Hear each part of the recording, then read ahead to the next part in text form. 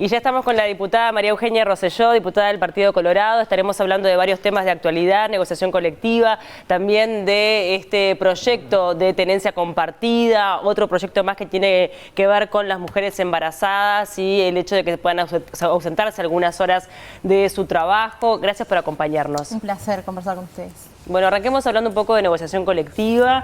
El proyecto en realidad hay algunas modificaciones que responden a un pedido de la OIT desde hace ya varios años, ¿verdad? Sí, estamos hablando que se aprobó en el Parlamento, en la Cámara de Diputados, un proyecto de ley cuyo reclamo por parte de la Cámara de Comercio, Industria y Comercio venía ya desde muchísimos años, desde que se había promulgado en 2009 la ley que modificó la ley original desde 1449 de negociación colectiva.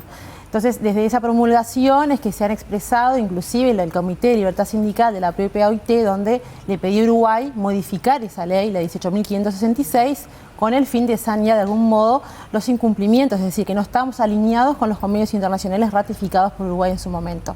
Y es entonces que, bueno, el anterior gobierno, donde era Tabaré Vázquez el presidente y Murro el ministro, presentaron ante el Parlamento un proyecto de ley en el 2019, cuyo plazo era noviembre del 2019, no tuvo su andamiento, no tuvo su tratamiento, vaya a saber por qué, quizás porque, bueno, terminó el periodo de gobierno y no les dio el tiempo para el tratamiento debido, pero lo cierto es que este gobierno, una vez asumido, decidió retomar el tema y es por eso que en el 2022 se envió desde el Poder Ejecutivo al Parlamento este proyecto de ley, que es un calco, es el mismo proyecto de ley del 2019, pero del 2022, con algunas modificaciones de redacción, pero en sí su contenido es igual.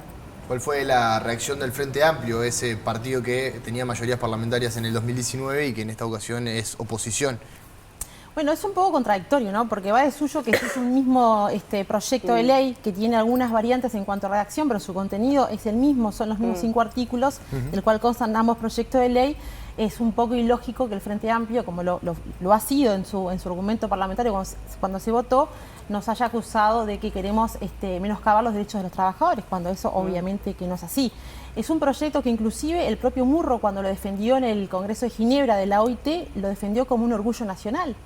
Entonces digo, a nosotros nos resulta un poco increíble que el Frente Amplio cuestione este proyecto de ley cuando su gobierno fue el que lo elaboró en 2019 y que no tuvo andamiaje porque justamente no les dio el tiempo porque terminó su periodo legislativo, parlamentario, de gobierno, mejor dicho. Sí. Entonces digo, ellos han sido muy críticos, lo que nosotros les hemos dicho siempre es que bueno, que en realidad sea el mismo proyecto, pero que lo presenta otro Poder Ejecutivo y quizás eso sea el ruido que les hace, ¿verdad? Las críticas no vienen solo del Frente Amplio, también del PIT-CNT. Allí han marcado varios puntos. Uno tiene que ver con el vencimiento de algunos convenios que ellos consideran que es una pérdida de derechos adquiridos, arrancar como en un foja cero cada vez que haya un vencimiento. ¿Podemos explicarlo un poco cuál es el cambio que se dio? Sí, ha sido, también tuvieron su crítica en su momento, cuando esto lo presentó Murro en el 2019.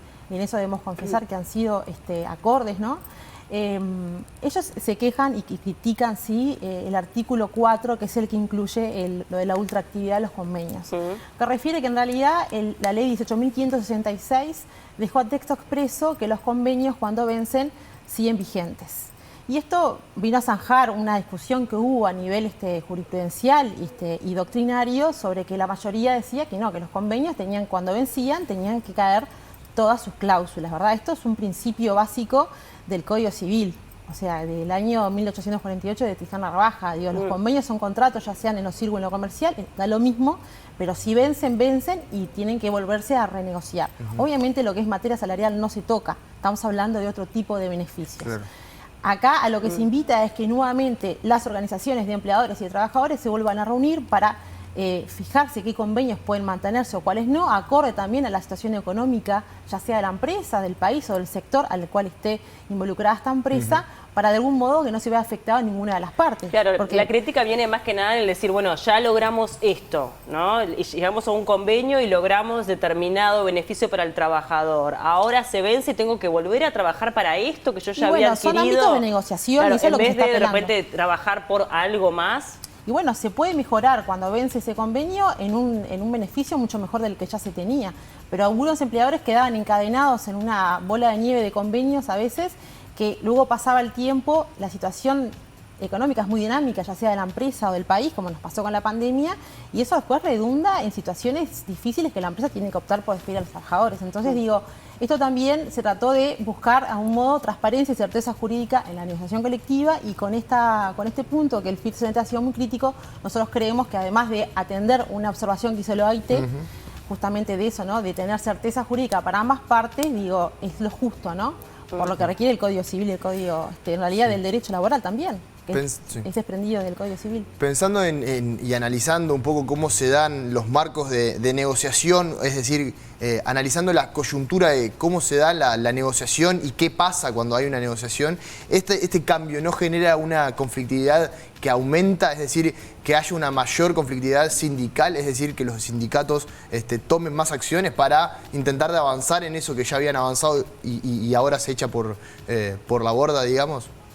En realidad no, yo no lo veo así. Yo creo que la parte más débil de la relación laboral siempre va a ser el epicentro del derecho laboral.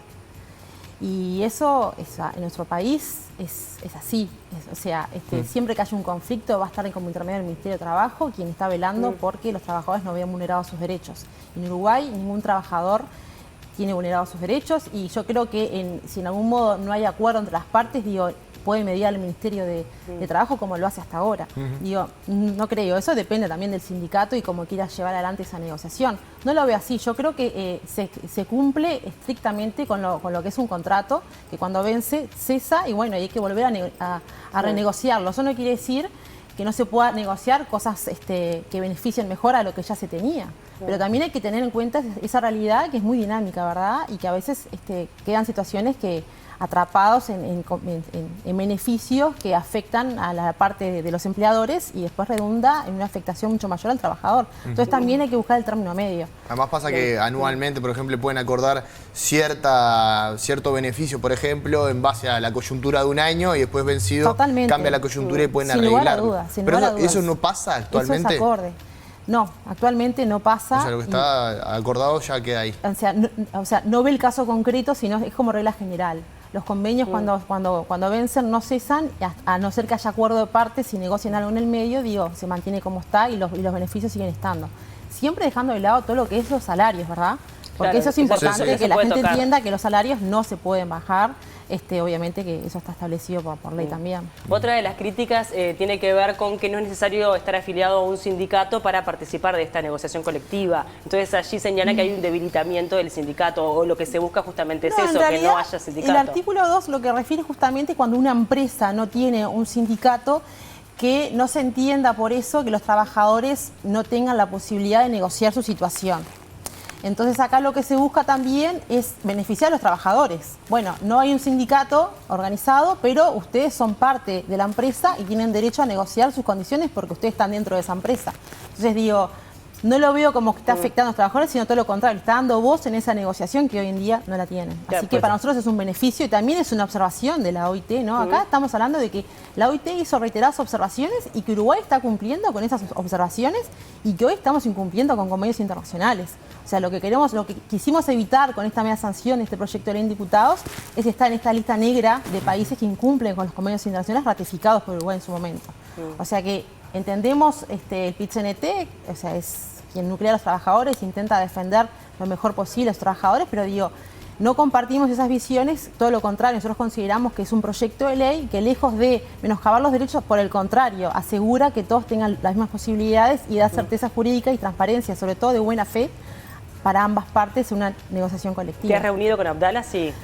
Nos hemos reunido con Abdala, ha ido a la comisión, ha expresado lo mismo que me están diciendo ustedes, también han ido a las cámaras, yo soy la presidenta de la Comisión de Legislación Laboral de la Cámara de Diputados, hemos recibido a todos los actores, a todas las voces involucradas en este tema, obviamente que hay críticas, pero sí se reconoce que es un avance. Y también hay que decir también que el Ministerio de Trabajo se ha reunido con el PIT-CNT, ha recibido críticas, ha tomado algunas de ellas, otras no, pero bueno, han escuchado a todos los involucrados en cuanto a las organizaciones, ¿no? Involucradas en este tema. ¿Qué les han dicho desde las cámaras empresariales? ¿Cuáles fueron las repercusiones que recibieron una vez aprobado este proyecto, por lo menos en diputados por ahora?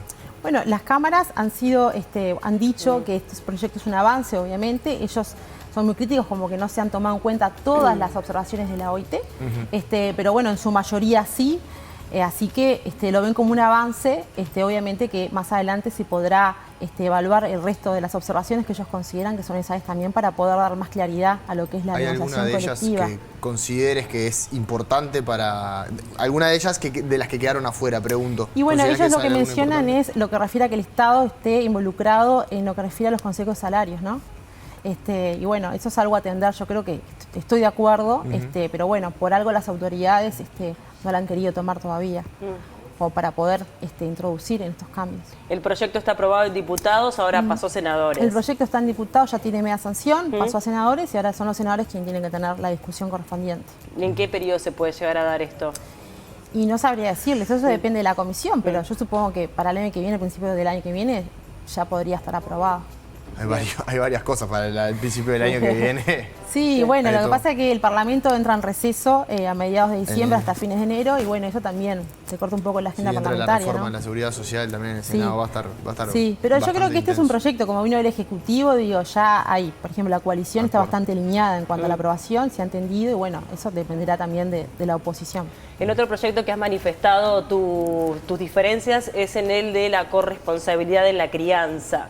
¿Podés mencionar qué es lo que te hace ruido allí? Bueno, que ha tenido también muchas críticas por parte del Frente Amplio, Sí, sobre todo. me hace ruido todo el proyecto de ley, ¿no? Desde el momento que se presentaron los dos proyectos de ley originalmente hace 2 años, por Cabildo Abierto y por el Partido Nacional, dijimos que eran proyectos que realmente no eran como se definían, ¿no? Se llaman tenencia compartida y corresponsabilidad de la crianza, pero son dos cosas que se dan de hecho en nuestra normativa vigente, ¿no?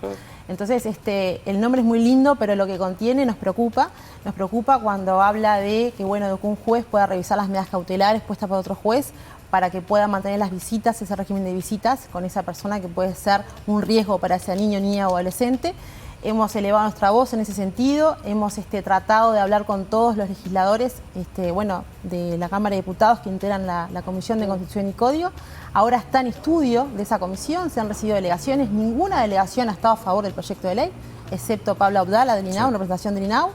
Y eso es algo que preocupa también a los legisladores que me han expresado su preocupación justamente de eso, ¿no? Han ido a la cátedra de psiquiatría, de la Facultad de Medicina, Psicología, la Sociedad Uruguaya de Pediatría, en fin, defensores de oficio, jueces, que han expresado su voz contraria y preocupación con el menoscabo de los derechos de lo que más tenemos que proteger, que son nuestros niños, niñas y adolescentes, ¿verdad? Pero entonces, nosotros apelamos a que los legisladores estudien, formen su opinión y se den cuenta de lo que hemos manifestado, que es el riesgo, ¿no? de poder revisar esas medidas cautelares que para nosotros son de protección y no deben ser revisadas. ¿Y cómo analizás la actuación? Porque el proyecto ya tiene media sanción en el Senado, en comisión también se hizo el análisis, el mismo que se está haciendo ahora en diputados. ¿Qué análisis haces de lo que fue el tratamiento en esa instancia? Que también, no sé si llegó a contar con los votos del Partido Colorado o no. Contó con los votos del Partido Colorado, excepto con el de Carmen Sanguinetti, que votó en general y no votó los artículos 4 y 6, que son los que yo siempre he mencionado, que son el nudo gordiano del proyecto, son el corazón, o sea, sacamos los proyectos, pierde sentido. Mismo, claro, son los que ha criticado también la oposición. Exactamente. Tuvo un tratamiento de 2 años, ¿no? El proyecto se rebajó a lo que era originalmente, así que yo creo que tuvo un gran trabajo en comisión. Sí. Yo hubiera preferido, sinceramente te digo, hubiera preferido que no hubiera ningún proyecto. Yo creo que este problema se resuelve por otro lado. Acá estamos hablando de que estas personas reclaman por procesos más ágiles. El Poder Judicial no tiene recursos económicos, no tiene recursos humanos, está siendo totalmente ineficiente en su gestión a causa de eso, por culpa del sistema político que no le da esos recursos. Yo creo que lo más fácil sería poder dar esos recursos para darle más eficiencia y para poder acortar esos procesos y para dar también más transparencia, ¿no? Digo, que los propios jueces puedan dirimir cuando una situación puede ser falsa o no, como ellos también denuncian, que hay denuncias falsas o de mala fe. En fin, yo creo que no se necesita este proyecto de ley, no hay que tocar el código para nada, el CNA. Yo creo que se arregla simplemente con darle más recursos al Poder Judicial, dotarlo de recursos para que pueda ser más eficiente y no así tocar a lo que es tan importante como es el CNA, que protege a nuestros niños de personas violentas. Digo que un niño que esté expuesto, que le pase algo luego de aprobar este proyecto de ley, realmente no quiero estar en el zapato del legislador que lo vote. ¿Y en qué expectativas hay con respecto al proyecto? Tengo muy buenas. En diputados, en la comisión de diputados, como les conté, se han recibido varias delegaciones. Sí. Hay varios legisladores de la coalición que han estudiado el proyecto de ley y me han expresado que no están de acuerdo con el proyecto, que les preocupa enormemente este proyecto de ley, por lo que hemos expresado nosotros. Así que yo tengo la expectativa de que se estudie debidamente y bueno, y se llega a buen puerto. Pero que se lleve a buen puerto, ¿qué significa? ¿Que no aparezcan los votos para votarlo? Y para mí lo ideal es que no estén los votos para votarlo. ¿Y políticamente hay ese respaldo? Y bueno, habrá que verlo. Yo ya me expresé, eso quedará en manos de cada legislador que esté en la comisión, ¿verdad? Pero en el intercambio mencionaste que había varios de que estaban Sí. de acuerdo. Y mira, hay varios legisladores que me mencionaron que hay que modificarle cuestiones jurídicas, de errores jurídicos que tiene el texto, que no se puede aprobar así como está. Y hay otros que me han manifestado la misma preocupación que yo en cuanto a los artículos 4 y 6. Así que bueno, Vamos a ver. todavía no hemos... En ese balance. Estamos negociando. Te mencionaba otro proyecto que bueno, que ya tiene unanimidad de votos, que está vinculado con brindarle 4 horas para que las mujeres embarazadas puedan hacerse los controles médicos, algo que parecería lógico, de sentido común. Es raro que tenga que haber un proyecto para que finalmente se dé, pero bueno, al parecer va a tener una vía rápida, ¿no? Algo tan básico y algo que llega tan tarde, ¿no? Digo, es increíble que, Increíble. digo, que estemos hablando hoy en 2022 de que se votó, tiene más sanción un proyecto de ley así. Realmente sí, una alegría enorme porque además es un proyecto de ley que impulsó el Partido Colorado, el diputado Sebastián Sanguinetti. Yo viví toda su redacción y bueno, realmente es algo muy bueno, ¿verdad? Sin lugar a dudas que hablamos afuera de cámaras que 4 horas quizás sea poco, pero de 0 a 4 es muchísimo. Claro. Y van a haber trabajadoras que a partir de que se formule este proyecto de ley van a poder contar con su trabajo con 4 horas al mes para rigurosamente hacerse los controles de embarazo, que son tan importantes para tener un embarazo sano, un feto sano y un futuro recién nacido sano. Igual me que es lo imagino, que importa, claro, ¿verdad? que habrá excepciones, sobre todo cuando hay embarazos más complicados, porque Sí. 4 horas mensuales es muy poco. De Sí. repente al principio del embarazo te puede dar, pero ya al final, aunque tengas un embarazo sano, es poco tiempo. Sí, el proyecto prevé eso justamente cuando hay embarazos donde la trabajadora embarazada tiene patologías derivadas de la prematurez o no, y que el médico lo considere, puede accederse a esas 4 horas para hacerse los debidos controles. Así que estamos muy contentos, creemos que es un proyecto que realmente es otro proyecto de ley. El año pasado votamos la ley Federica, este año votamos este proyecto de ley, más o menos a la misma altura del año. Son políticas de Estado de protección a la maternidad y a la primera infancia que para una colorada son fundamentales, así que estoy muy orgullosa de que se haya podido votar.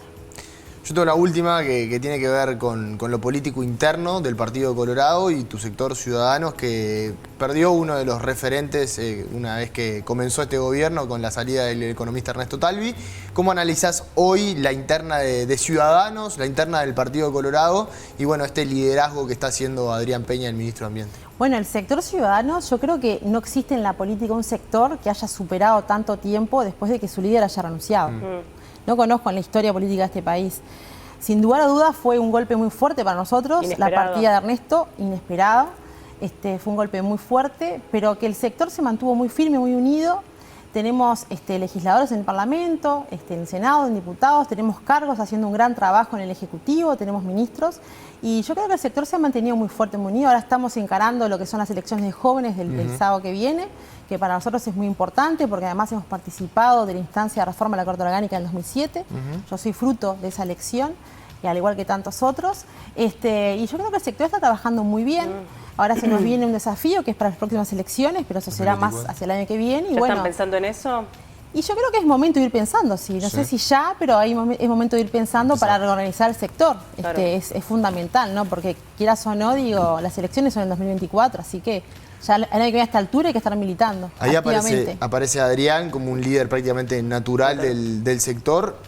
¿Se espera, se habla, se menciona la posibilidad de que Talvi vuelva? Él ya manifestó que públicamente No, prácticamente Talvi que no va a volver. Talvi se fue y no va a volver a la política, Exacto. no nos ha manifestado nada. Por lo pronto, hoy te digo, Talvi no está, no vuelve. Adrián Peña es el coordinador del sector Ciudadanos, por supuesto. Él no ha expresado su voluntad de ser candidato, no le hemos conversado a la interna del sector, así que Bien. ya te digo, Por no ahora. hemos ¿Y qué hablado otro nombre todavía se de... baraja? ¿Cómo? ¿Qué otro nombre otro se nombre? baraja? Y bueno, eso se barajan nombres, pero todavía no los podemos decir. Pero sí, el sector está trabajando, está muy preocupado por ese tema. Es el sector mayoritario del Partido Colorado. Exacto. Así que sí, estamos primero enfocados en los temas, estamos en el gobierno, entonces digo, nuestra prioridad es gobernar. Pero también tenemos que no perder de vista que se acercan las elecciones dentro de un año y medio y es momento de encarar también esas cuestiones que a algunos les podrán molestar o no, pero es momento de tomar las riendas para arrancar el año que viene ya con algo, ¿no? Con Adrián Porque los no dirigentes hablaron. nos reclaman también. Con Adrián no hablaron. Todavía no hemos conversado a nivel interno del sector, así Bien. que no. María Eugenia, muchísimas gracias por estos minutos. Un gusto, Fue un gusto un placer. recibirte. Gracias. Gracias.